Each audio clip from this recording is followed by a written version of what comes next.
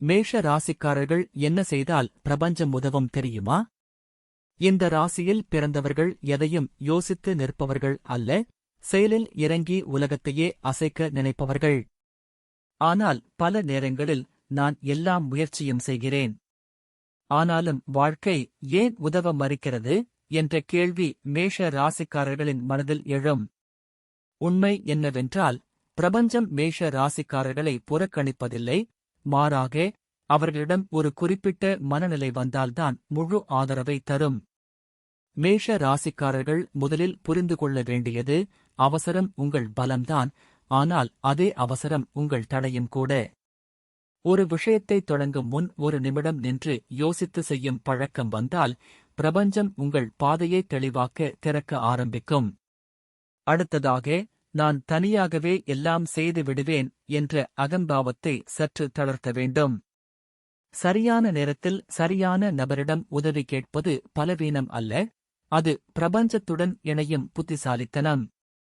மேஷ ராசிக்காரர்கள் உதவி கேட்கும் தருணத்தில்தான் மறைந்திருந்த வாய்ப்புகள் வெளிச்சத்திற்கு வரும். மேலும் செவ்வாய் கிரகத்தின் தீவிர ஆற்றல் காரணமாக வரும் கோபத்தை கட்டுப்படுத்தும் நாளிலிருந்தே அதிர்ஷ்டம் உங்கள் பக்கம் திரும்பும். கோபமாக வெடிப்பதை விட அந்த ஆற்றலை உழைப்பாகவும் செயலாகவும் மாற்றினால் பிரபஞ்சம் உங்களை ஒரு வெற்றியாளனாக ஏற்றுக்கொள்கிறது. இன்னொரு மிக முக்கியமான ரகசியம், தொடங்கிய காரியத்தை முடிக்கும் பழக்கம்.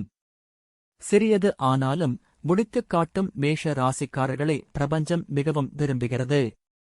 இவன் நம்பகமானவன் என்று தீர்மானித்தவுடன் பெரிய பொறுப்புகள், பெரிய வாய்ப்புகள் தானாகவே வந்து சேரும். உடல் இயக்கம் இல்லாமல் மேஷ ராசியின் ஆற்றல் உறங்கிவிடும் என்பதும் மறுக்க முடியாத உண்மை.